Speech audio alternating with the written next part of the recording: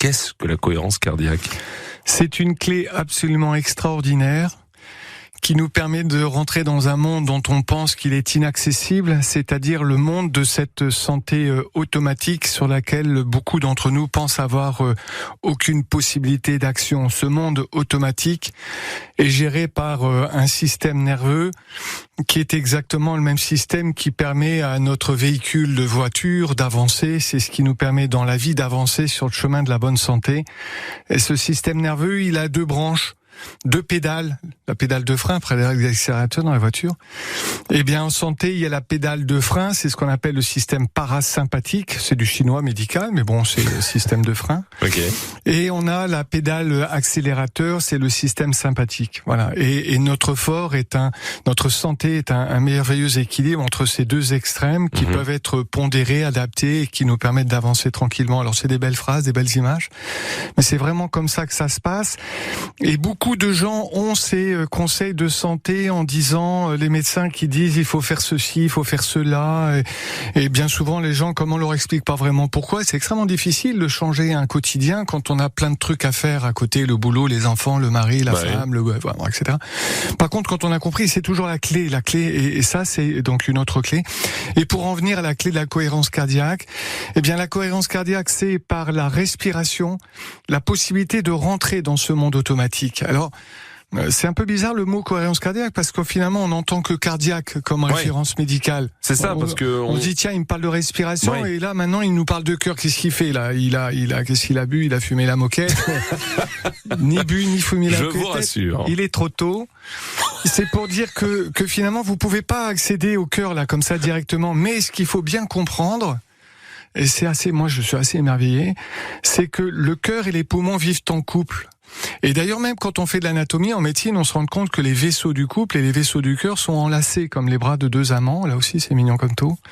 Et c'est vraiment comme ça que ça marche. Et cœur et poumons ont un seul et même objectif prioritaire. C'est quoi cet objectif prioritaire ? C'est la possibilité de mettre dans notre sang, carburant, énergie de la vie numéro 1, suffisamment d'oxygène pour que toutes les petites cellules, ces 100 000 milliards de cellules qui font que nous sommes en bonne santé, pour que toutes ces cellules aient le carburant, l'énergie suffisante. D'accord, donc en gros il y a, non, bien sûr. En même temps qu'il y a l'apport de l'oxygène, c'est un peu comme toujours, dans toutes les usines, dans toutes les cellules, partout, on apporte un truc et on nettoie quelque chose. Et ce qu'on nettoie, c'est le gaz carbonique. D'accord. Et donc c'est cet équilibre entre le cœur et les poumons qui fait que par la respiration, qui est quand même le seul organe qui a une fonction automatique, mais qui a aussi une fonction volontaire sur laquelle vous agissez. C'est-à-dire, votre cœur fonctionne évidemment sur un mode automatique, on est d'accord. Mais alors, pour dire que vous allez avoir envie de l'accélérer, vous jetez du 3e étage, ou vous avez... Oui, enfin, on peut courir aussi, hein. Vous pouvez, voilà, mais c'est bien sûr, mais il y a des démarches comme ça, paisibles, automatiques, c'est beaucoup plus difficile à maîtriser, et par la respiration, eh bien, vous mettez, alors, moi, je vais utiliser un autre mot que la cohérence cardiaque. Vous mettez, c'est plus joli, vous mettez en résonance le cœur et les poumons. D'accord. Alors, à quoi ça sert concrètement ? Eh bien, à se détendre.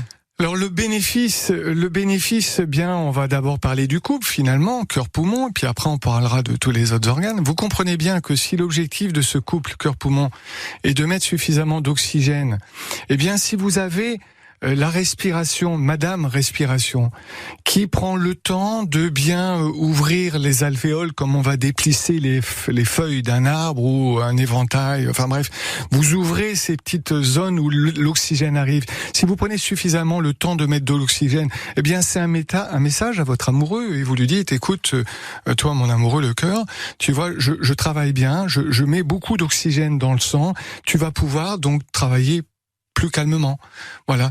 Donc si vous avez une respiration ample et profonde, régulière, et on parlera de cette respiration si vous le voulez après, comment ça marche, eh bien forcément votre cœur en résonance, en écho, eh bien il va battre moins vite. Moi j'ai rencontré il y a pas longtemps un monsieur qui a un cancer du côlon, et il m'a dit Olivier, alors lui quand il a une visite médicale, il me dit Olivier, juste avant je fais de la respiration et ma fréquence cardiaque baisse. C'est ça la résonance cardiaque. Et donc un effet immédiat, vous rentrez en studio, vous êtes étudiante, vous allez passer un examen, vous avez je ne sais quel événement de la vie, vous vous arrêtez.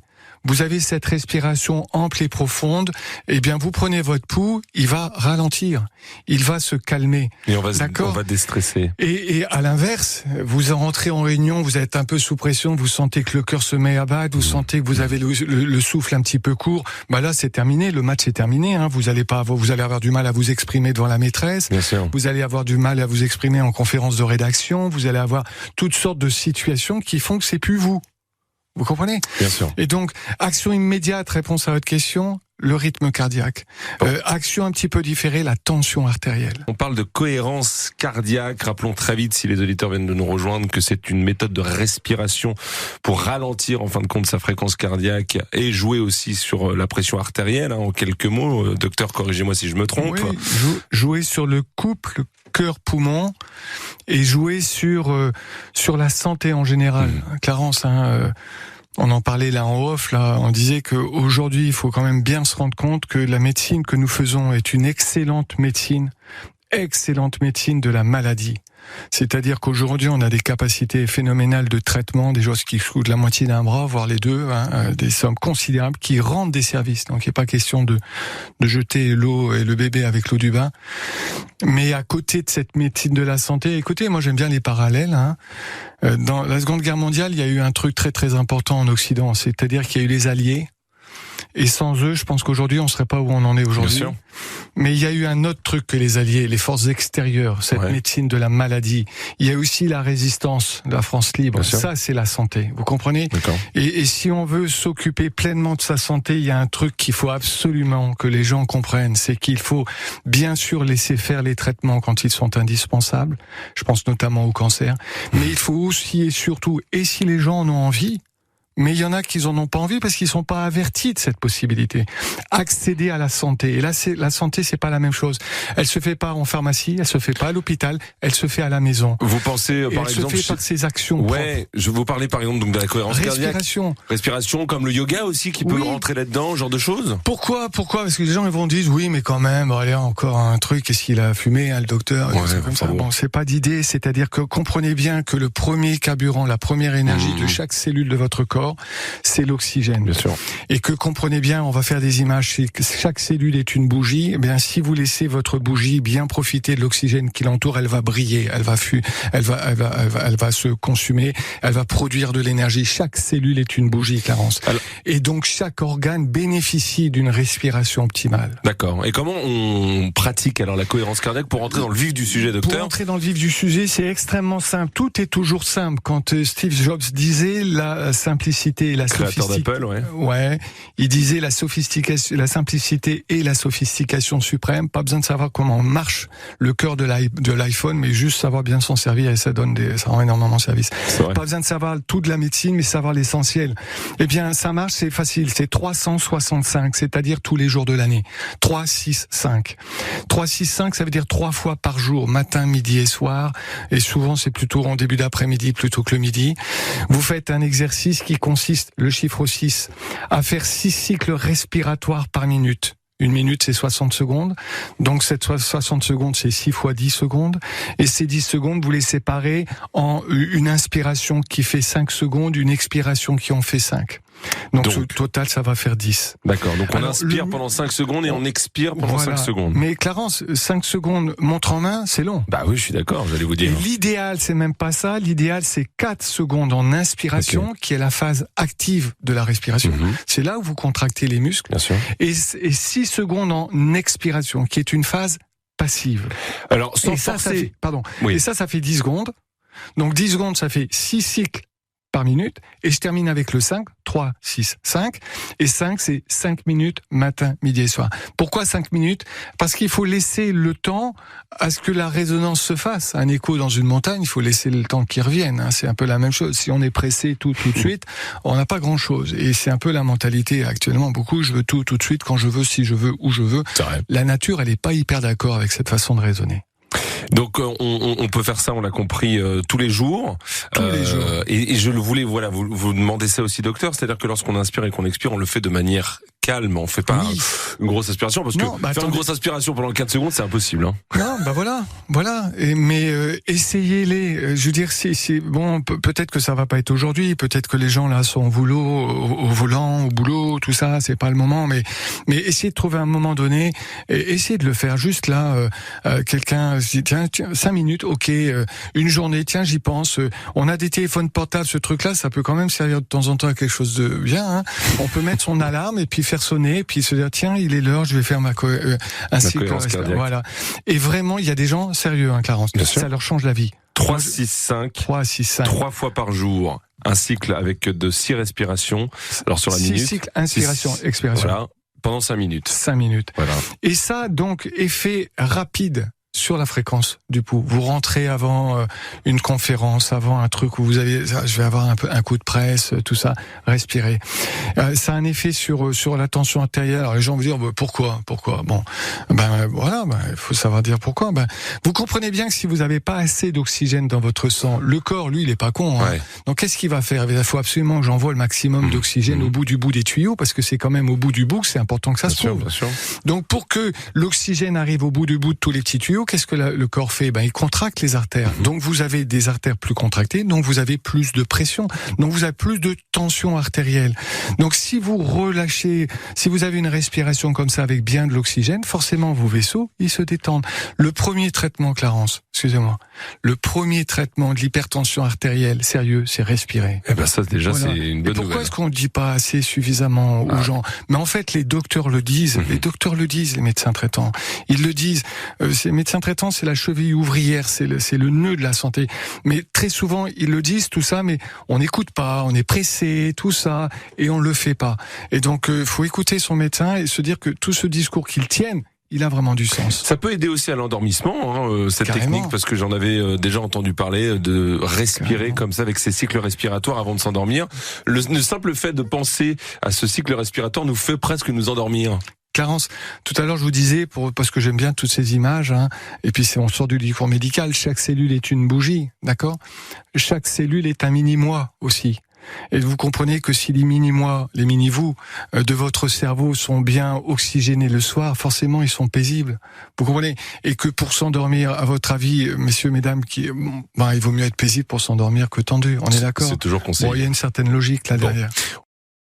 Un professionnel de santé qui nous parle aussi un peu de ce que je vais appeler, pardonnez-moi docteur, ne m'en voulez pas, ne me jetez pas de stylo, ce que j'appellerais presque de la médecine alternative ce matin, la cohérence cardiaque, mais la médecine de vie, la vraie, entre guillemets aussi, puisque on le dit depuis maintenant une vingtaine de minutes, respirer, la cohérence cardiaque, par la respiration, on agit sur notre corps. Vous m'en voulez pas trop, j'ai pas dit trop de bêtises là. Non, ça dépend comment on comprend le mot alternative. Si l'alternative de la médecine, c'est d'avoir une alternative à la maladie, moi je suis entièrement d'accord. Voilà. Là, on parle de quoi? On parle de santé. Ouais, je suis d'accord.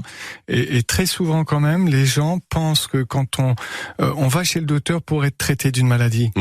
D'accord? C'est comme si on allait uniquement au garage pour réparer sa bagnole et que personne allait à l'auto-école. Ça s'est jamais vu, ça. Hein. On a plus de soins pour sa voiture, pour sa santé. C'est quand même assez stupéfiant, cette affaire. Donc, alternative, ok, pour parler de santé. Voilà. Pour parler de tous les mini-mois. Ok. Il y avait cette technique 3-6-5, 3 fois par jour, 6 cycles donc d'inspiration, respiration, 6 cycles respiratoires pendant 5 minutes. Ça, c'est pour les auditeurs qui viennent de nous rejoindre. En inspirant, en expirant, on le fait par le nez, par la bouche. Comment ça se passe? Alors la position idéale et la façon idéale pour effectivement pratiquer ce qu'on appelle la cohérence cardiaque. Oui. J'essaie de le faire en même temps. Ouais, c'est d'être plutôt effectivement assis. On encourage ça plutôt en position assise, dans une ambiance plutôt calme. Hein. Et l'idéal, écoutez, c'est de respirer par le nez. Et si on voulait faire des phrases simples, le nez c'est pour respirer, la bouche c'est pour manger. Ouais. D'accord. Bon, sauf quand on a un rhume. Et pourquoi le nez c'est pour respirer et la bouche pour manger? Il y a des raisons, pas que là une belle phrase, quoi. Il y a des raisons, physiologiques, dans le sens où la muqueuse des fosses nasales du nez, pour un mot plus de commun, c'est la tapisserie qui tapisse l'intérieur. Eh bien, c'est la même tapisserie que celle qui va jusque dans les poumons. Alors, vous comprenez bien que en respirant par le nez, le nez n'est pas qu'une voie de passage, c'est déjà une voie d'échange. Et donc, plus on a d'échanges, meilleur on est. sans jeu de mots. Il y a des contre-indications ou pas pour la cohérence cardiaque? Non. Tout le monde peut le faire aujourd'hui? Est-ce qu'il y a une contre-indication à aller mieux? Ben non. Est-ce qu'il y a une contre-indication à mettre le premier carburant, la plus belle énergie de la vie, l'oxygène dans ses cellules? Ben non, quoi. La seule contre-indication, écoutez, c'est si on avait envie d'arrêter de respirer et qu'on pourrait pas parce qu'on va faire de la cohérence cardiaque. Mais ça, il ne doit pas avoir beaucoup de candidats. Donc non, c'est bon pour eux, c'est bon vraiment pour tous. C'est laisser briller les petites bougies de la vie. Donc je rappelle, c'est la fréquence cardiaque. Ça agit sur la tension artérielle, ça agit sur l'oxygénation de tous les tissus. Alors là, on prend une feuille de papier et on déroule tous les organes, toutes les fonctions, parce que dès que vous avez une meilleure oxygénation de toutes les cellules, forcément tout le monde s'y retrouve. Et dans les premières cellules, les plus réactives du corps, c'est lesquelles? C'est le cerveau. Et vous comprenez bien, pour répondre à votre question tout à l'heure, effectivement, ça va aider à s'endormir, mais pas que, ça va aussi aider à être plus calme, plus zen, plus relâché, plus détendu, avant une réunion, avant une conférence, avant d'aborder un sujet délicat à la maison, avant de se fâcher, on se pose, on respire, et voilà. Donc, c'est le number one, le numéro 1 des traitements de l'anxiété, du stress. Pour terminer, docteur, est-ce qu'il y a des applications peut-être à recommander ou des sites, je ne sais pas, parce que ça donne sûrement envie à des auditeurs qui, le poids de la vie, le stress, le boulot, vous le disiez, les enfants, la famille, ont peut-être envie de se lancer dans cette cohérence cardiaque. Sur quel support on peut peut-être les rediriger? Même si vous avez été, attention, mais bon, c'est vrai que quand on a toujours une image devant, c'est beaucoup plus parlant aussi. Alors moi, je suis entièrement d'accord. Je vous remercie beaucoup pour cette question. Effectivement, vous trouvez sur YouTube, vous trouvez certainement sur d'autres outils de communication accessibles facilement, effectivement des applications où vous avez une petite boule qui monte et qui descend, ou bien vous avez une courbe et vous avez là aussi une boule, une petite voiture ou un vélo, une trottinette ou n'importe quoi qui monte et qui descend. Et au début, vous vous servez de ça pour guider votre rythme, parce que on n'a pas tous la même notion de ce qu'est 4 ou 5 ou 6 secondes, et on n'a pas tous la même notion de ce qu'est 5 minutes, et on a l'impression que 5 minutes, en fait, c'est énorme, et puis après, les gens, ils sont tellement bien qu'ils trouvent que c'est pas assez. Vous comprenez? Voilà, donc effectivement, il y a des aides, et c'est sûr que seul on va vite, ensemble on va loin, et que avec ce type d'aide, on est ensemble, avec son corps et sa santé, c'est pas mal ça.